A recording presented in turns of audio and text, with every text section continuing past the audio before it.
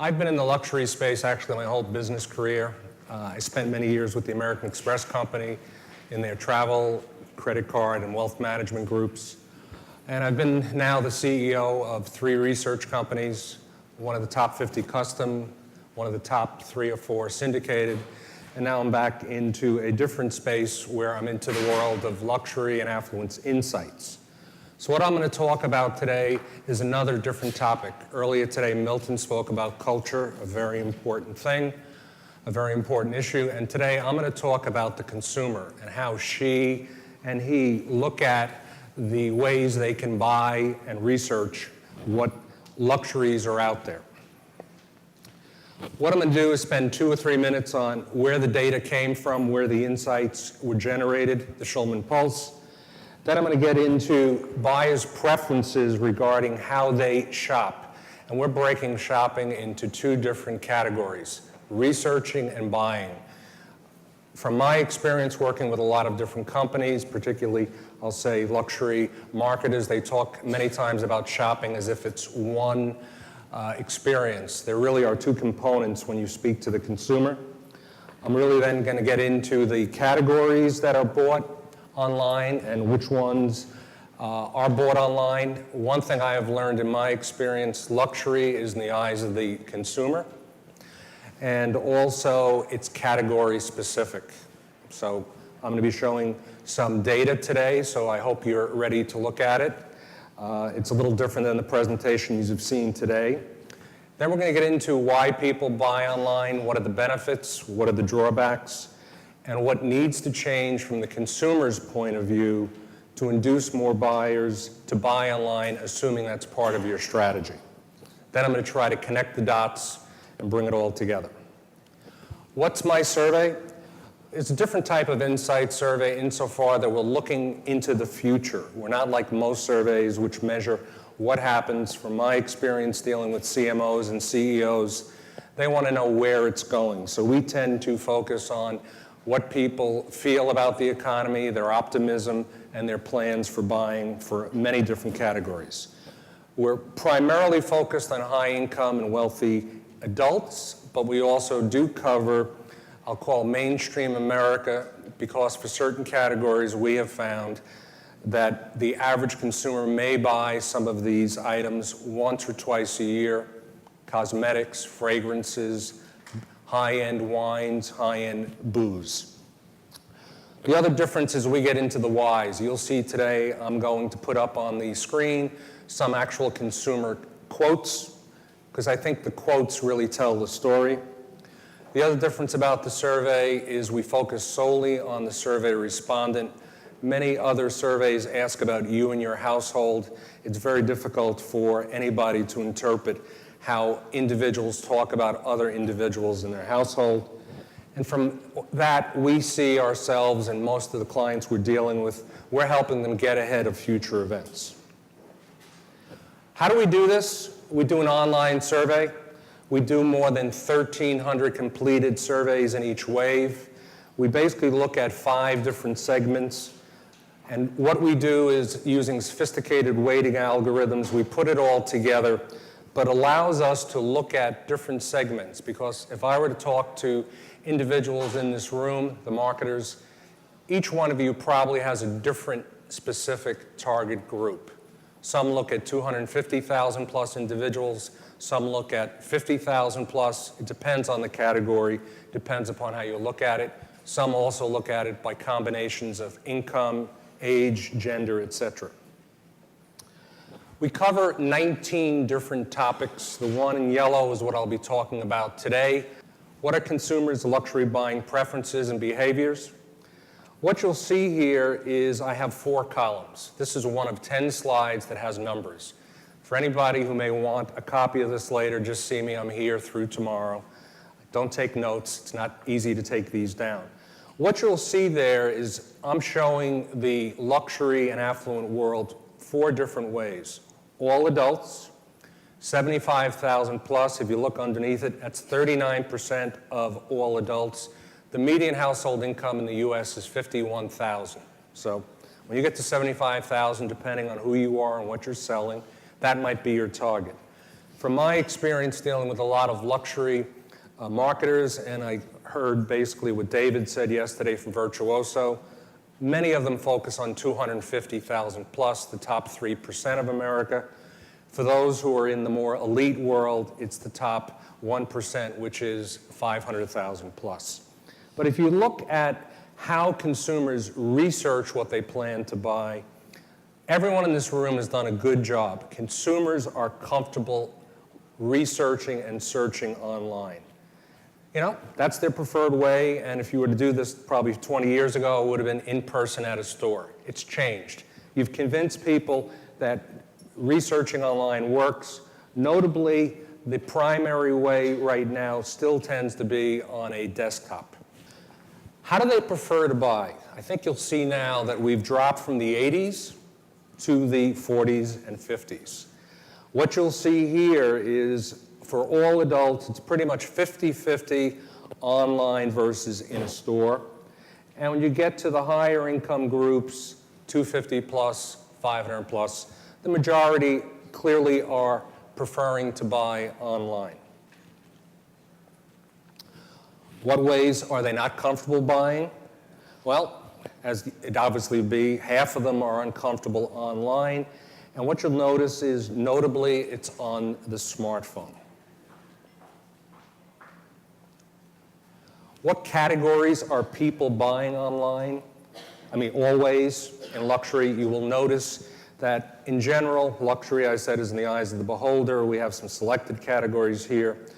About 1 in 4 American consumers claim they bought a luxury in the past 12 months. Clearly, that rises to the majority when you get to the 250,000 plus household income group. Clearly, you need discretionary and disposable dollars if you're really going to start buying luxuries. How are people buying these luxuries? What you'll notice here, still the preponderance is in person at a store. As income comes up, as I'm sure many of you would like to see, buying online basically is a preferred and actual way of people doing it. Again, online on a computer. Clearly, by phone, still actually is being done. Mail order, less and less. What are they buying online? And I'm going to spend some time on this. If you look, the number one category when you get up into the higher areas clearly is luxury vacations. You will then see basically designer clothing and accessories, sparkling wines, fragrances. It changes, and it's very category specific. What are the benefits from the consumer's point of view of buying online? Well, they don't have the retail location near them. From a female consumer, could find exactly what they wanted without going away from home, got a very good buy on the item. Interesting one, difficult to shop with kids in person, much easier to do it at night. Easier to compare prices, better selection online. Basically, I can do it anytime, even when I'm watching TV, most likely a millennial with a tablet in her hand. Depending on where you live and if Saks is your preferred store, it's easy to browse all the gowns that Saks has on its website and order a few rather than traveling an hour to get a more limited selection. And basically, for some people, they want to ship it to the office. It saves a trip. When you roll up the hundreds and hundreds of quotes we have and look at the main themes, again, depending upon who your target is, among all adults, something I don't think we really want to see, better prices. But that's where it comes out. When you get into what I will call the more likely high-end consumer for the luxury, it's convenience, it's easier, get a better selection of goods and service online, and basically I can do it at any time faster than going to the store. And then there is the issue of familiarity, what I will call repeat business. They've done it once before, they're comfortable doing it again. Why don't they buy online? Many of you in this room want to. I've heard it at this conference and the one before, you want to increase online buying. Well, clearly we have the group who wants to see, touch, and get immediate answers to questions. They want demonstrations. Pictures and FAQs just don't do it. You know, I basically want to place a phone order. I want to talk to somebody. The issue of privacy, clearly a major issue. Then we have a male impulse person, enjoys the hunt, enjoys shopping in person. We get into the issue, which I think is what's going on with the reason for the discomfort with smartphones. The screen is too small, keyboard too difficult to really type in the information requested. Surprisingly, some people say better pricing in person. They can negotiate. More trust. Didn't feel like waiting. Wanted to go, buy it. But there are many, many reasons why people are not buying online. And beyond some of the ones we've been discussing here during the conference that are more, I'll call it technical, some of these issues need to be addressed to the extent that you really want people to buy online. If you roll these up into the themes, particularly for the higher income ones, they really want to see, touch, and feel what they're buying, do a test drive, probably spending a lot more money from the work I've done. When you get up into the 250 plus, which we've highlighted there, basically they're spending a lot more money. Next issue is security, being in the store, basically easier in person, hard to buy on the internet. When you look at the higher income groups, clearly different than, I'll say, mainstream America, where you have 1 in 6 and almost 1 in 5 saying they want personal service. Goes to what we heard some of the people talking about. We need omni-channel. We need to offer the consumer what she wants, he wants, in the way they want to do it, not necessarily the way we would prefer they do it. How do you get them to buy online? We actually ask them that. And from the work I've done, they come up with different answers. They want great return policies depending upon who you're dealing with. Some make it easy, some make it hard. We had one who actually came up with an interesting idea. They would like a 3D store. I think I've seen some of those on the web, but they want a 3D store. They want to have specificity about products. They want a knowledgeable call center. They want a guarantee about privacy. They don't trust the technology. They want an incentive. Again, I don't think it's something everybody's looking for. They want better pricing. They want free shipping and free return. And they'd like a short video, which we actually heard at the conference here. When you roll these things up, what will do it? And I just would like to just focus on the top line. This is today. It's not to say it's not going to change over time, that we can come up with better ways of basically offering people the online experience.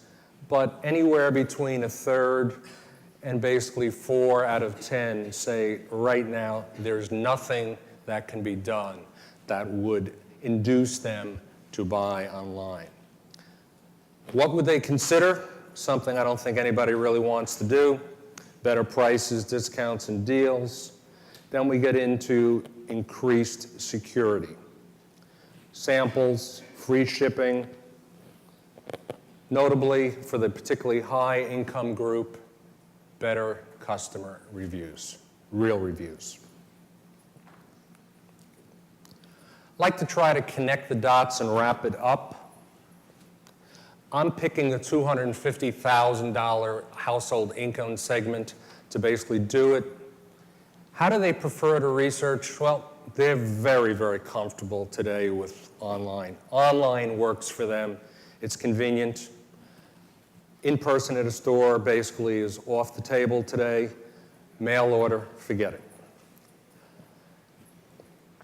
When you look at the ways they prefer to buy, when you get to the higher income group, clearly the majority are comfortable online. I think everybody should be happy about that. But again, 1 in 3 still pretty much want to buy at a store. When you look at how they buy luxuries, we will see there is a clear preference today, when you buy to do it in person at a store.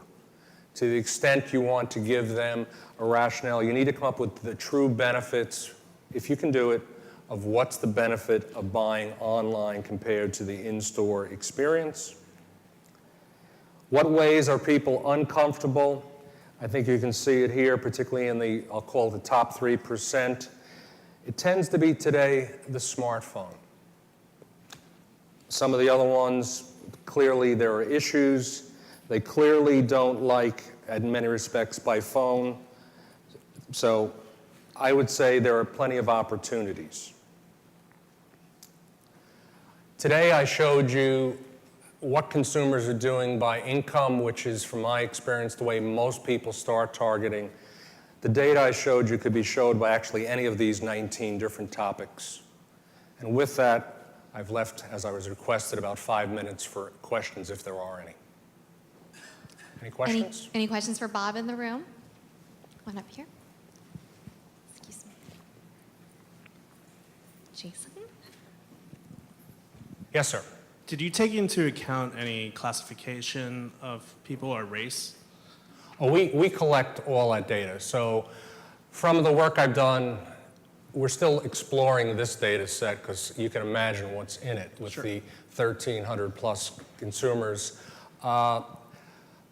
Clearly, you get into issues in shopping based upon both race and basically ethnic background. I mean, it's clearly a multicultural issue. I've dealt with it in particular in my prior role at Mendelsohn when I was doing the affluent survey. There clearly are different preferences depending upon who you are and, in many respects, I think how the nature of the family in which you grow up. Sure.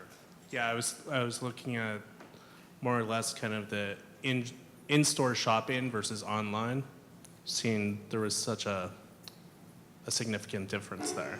Well, I know a couple of people who saw previews of this asked me, could it be generational? Because another way of looking at it is age. And everyone said, well, clearly the millennials are going to be more likely to be into online shopping. And even though I didn't present it today, we could present it that way.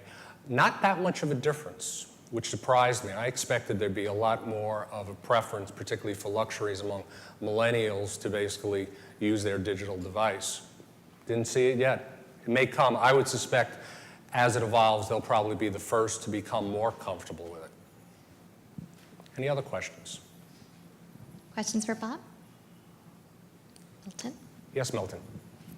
Did you see anything about people just saying, I love shopping because it's a great experience, it's entertainment for me? Oh, yeah. Oh, clearly. I mean, when you go there, when you get into the benefits, if I were to show the hundreds of verbatims, you'll see that comes. I mean, clearly, there are people who just love to hunt. It's the best way to put it. And as long as you give them the appropriate, call it experience, they'll come back. So, I mean, are things evolving? Clearly. Do this 2 or 3 years from now, you'll see numbers will change. But again, the in-person experience, depending on who you're dealing with, will still be a primary way of doing it. Any other? Thanks. Bob, do you see the focus on the in-person experience? Is that more a reflection of the current lack of ability to deliver on that? I'm wondering if we can find ways to deliver a preferred experience online, which right now, based on the public venues, is difficult. Is that the major difference maker? I think the consumer, the industry has convinced consumers you can research things online. A lot of people didn't think that could actually happen a long time ago. If you look at the reasons why people are uncomfortable, some of them are pretty basic. I mean, everybody would like people to buy on the smartphone, depending upon what it is. Some of the smartphones people don't like the screen, it's too small, or they don't like to basically type on, basically 1/8 of an inch square keyboards. So I think some of these things are solvable. I think the group here in the room can basically work on it, but it's going to take some time and effort, and eventually, I assume, just the way things evolve, more and more people will get comfortable buying online. It happens. It's just going to take some time. It's not easy. Any other questions? All right, thank you. Thank you very much.